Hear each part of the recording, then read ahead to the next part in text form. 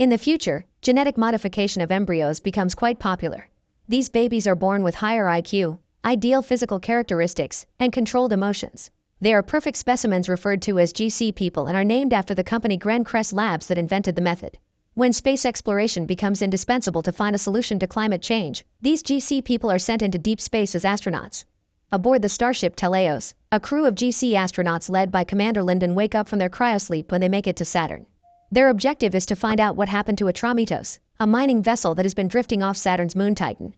When they find it, they discover Atramitos' hull is going to rupture, and since it's so much bigger than Teleios, they have to use all their kill thrusters simultaneously to align both ships. The docking is a success, but when Zimmer and Anderson try to celebrate with a fist bump, Dr. Orson scolds them for touching, which confuses the GC biosigns. Afterward, they communicate with GC Labs CEO Nordum to inform him that they've accessed Atramitos' system and their last transmission was 3 months ago, and now nobody is answering either, thus they assume the entire crew is dead. They don't see the point of a rescue mission, so Nordum explains they need to recover the cargo. It took 2 years to mine this carbon-fixing catalyst, which will repair Earth's atmosphere. Then Duncan gets access to Atramitos' logs, where the captain explains they're finally ready to go after a bunch of delays, they just need to wait for the crew quarantine to end. On a different log, the captain comments the situation is getting worse by the hour and that a violent mutiny is highly probable. This makes Orson complain that perfect GCs like them always have to clean after the messes left by regular humans. Suddenly, they hear a weird noise coming from Atramitos. It's death metal music from the 90s. The Teleios crew arms themselves and gets ready to board Atramitos after Zimmer overrides the access code because for some reason the inter-system configuration changed. When they make it inside, they find all kinds of weird graffiti on the walls, and the music's so loud they can barely hear each other. At that moment, the crew is attacked by an improvised security device.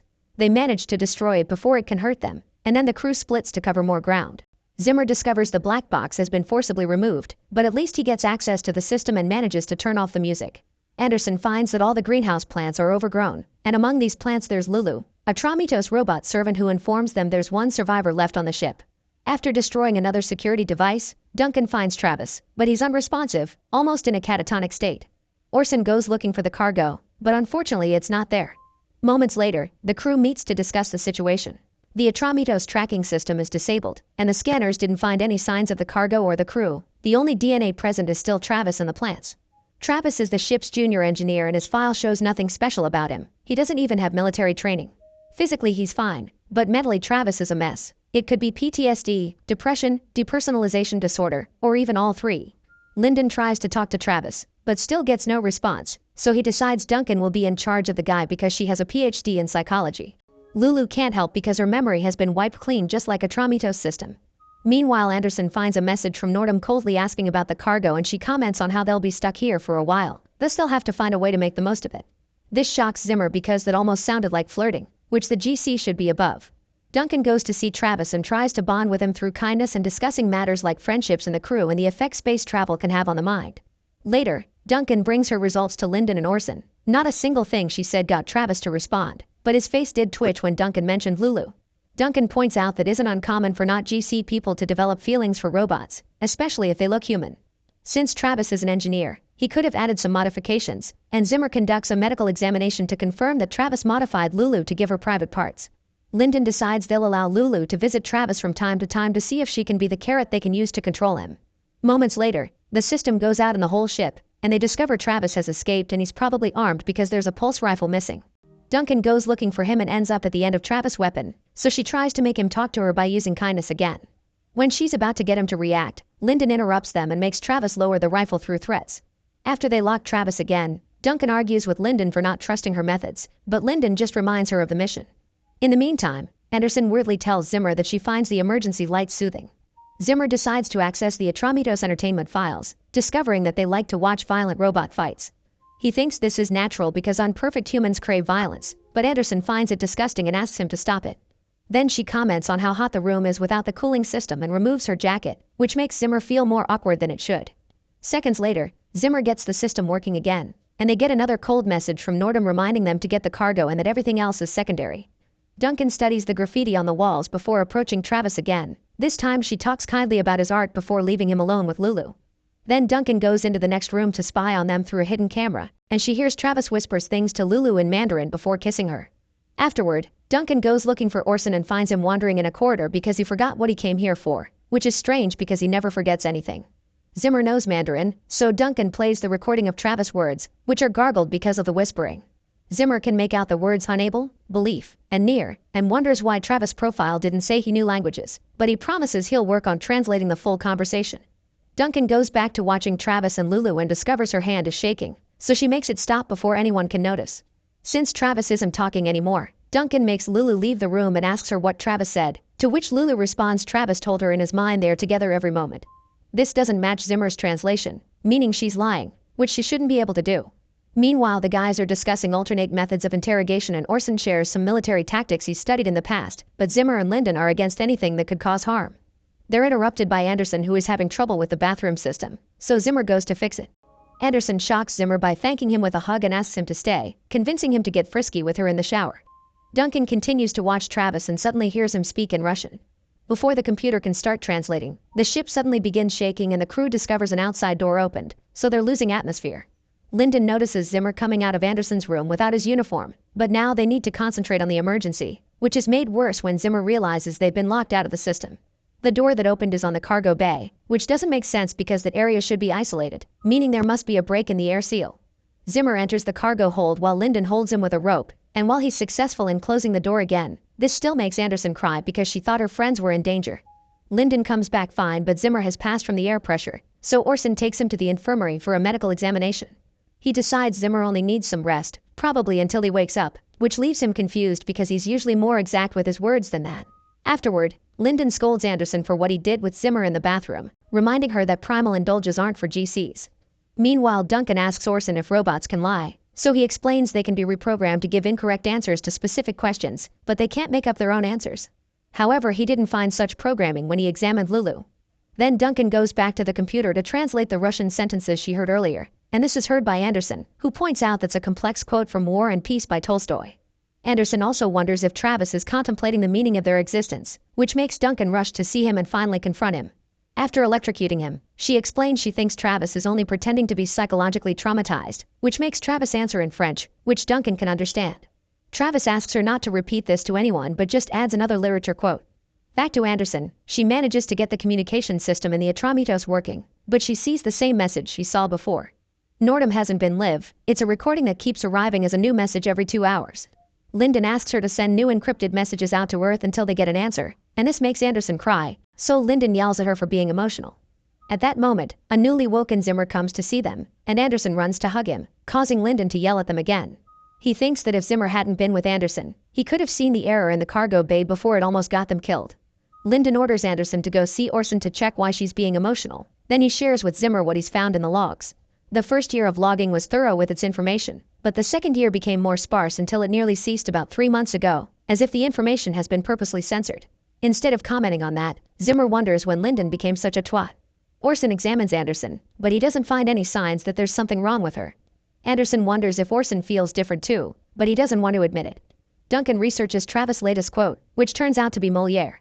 This makes her check the graffiti under ultraviolet light, allowing her to discover a hidden message that then makes her check the logs. When Lyndon comes to check on her progress, Duncan explains Atramitos was never in real danger, and it was purposely put close to Titan's atmosphere shortly before they arrived by Travis. A recording reveals there was a dispute about the cargo that led to war in factions, making Duncan believe the cargo isn't what Nordum told them. Next, Duncan shows Lyndon the hidden message she found in the graffiti. It's a chemical formula depicting a water-based liquid compound reacting with a foreign substance. The other drawing depicts water, and Duncan remembers that when Travis tried to escape, he wasn't aiming at her, he had been aiming at the panel of the main water filtration system. The cargo bay door was where the cargo got jettisoned from, making Duncan think that the cargo was this compound that reacts badly to water and can be harmful to humans.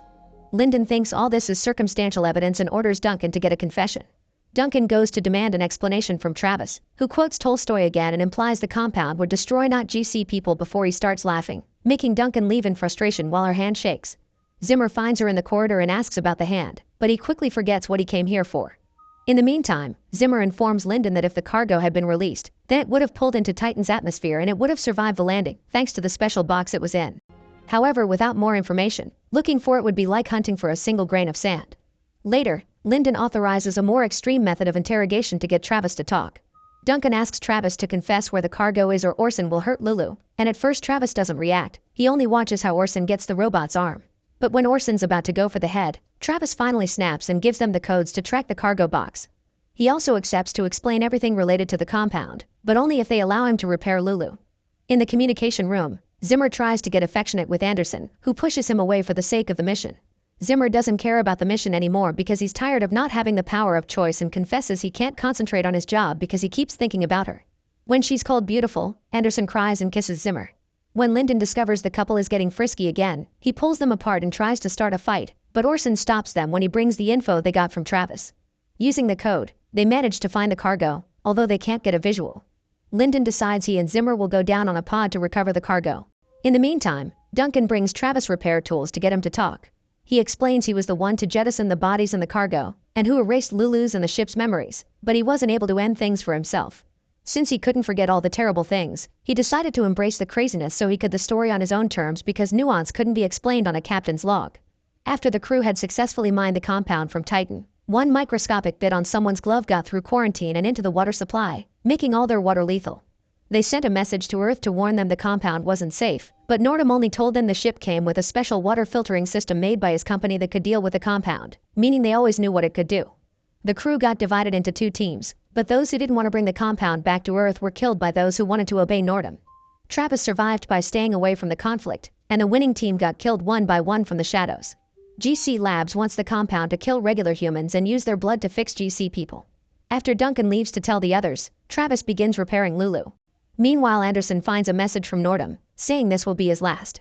Nordum knows that the crew is probably feeling the symptoms of unwanted emotions by now and explains that the DNA of every GC person has a tracking code that was supposed to be inert, but it's mutating and causing irreversible neurological problems. The Earth is burning and regular humans are being hunted just like Travis said, and the crew only has a few hours before they'll go completely mad. Orson, Anderson, and Duncan get together to discuss the issue, and Orson points out Travis' blood could fix them all. This would also kill him, thus Duncan decides they'll wait for Zimmer and Lyndon to return before doing anything. Moments later, Duncan finds Orson trying to sneak from his office with the tools for blood extraction, so she has no choice but to stay next to him with her rifle out until their friends come back. 16 hours later, Lyndon and Zimmer return, but they get into a fight as soon as they re-enter the ship. The crew pulls them apart and after confirming the cargo is fine, they discuss things again and decide to vote. Zimmer and Anderson are against taking the blood, but in the end, Duncan agrees with Lyndon and Zimmer that better for one person to die than 5. While Orson goes to start the procedure on Travis, Anderson confesses to the others she doesn't trust Orson because she saw him working on a suspicious quote from The Art of War. Duncan explains he has just been translating the text they heard Travis said to Lulu, and she finally realizes her mistake. The quote indicates it wasn't Travis that killed everyone, it was Lulu. At that moment, Lulu wakes up and immediately knocks Orson out. The crew rushes to get their rifles, but when they make it to the rec room, Orson is unconscious and Lulu has left with Travis. Scared about what awaits them, Anderson tells Zimmer that she loves him, but before he can reply, the system goes out all over the ship. Zimmer turns around to check on what's going but a thump noise makes him look again only to discover Anderson has been killed from behind while they were distracted by the alarm. Zimmer's so furious that he ignores Duncan's warnings and goes looking for their enemy alone. Eventually he finds Lulu in the cargo bay, and since she's in combat mode now, she's better than even a GC person. Zimmer manages to land a hit or two on her, but Lulu still overpowers him and kills him.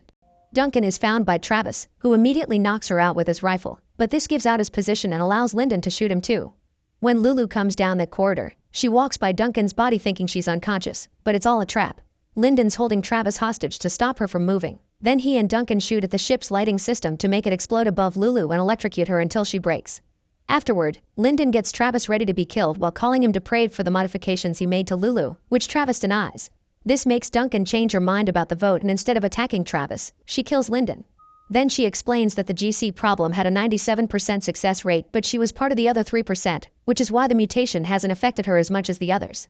She let Travis live because he said he didn't modify Lulu, so she wants to know why Lulu modified herself and why she was able to lie. Travis says Lulu added the modifications in order for them to be closer, but he doesn't understand why her programming changed. The only way to get answers is to fix Lulu, and to achieve that they need to take her to Earth. Duncan tells Travis to take her away in Teleios and tell everyone on Earth his story. Duncan will stay in Atramitos and wait for the end, thinking she deserves it because she killed someone when she was young just because she couldn't control her temper.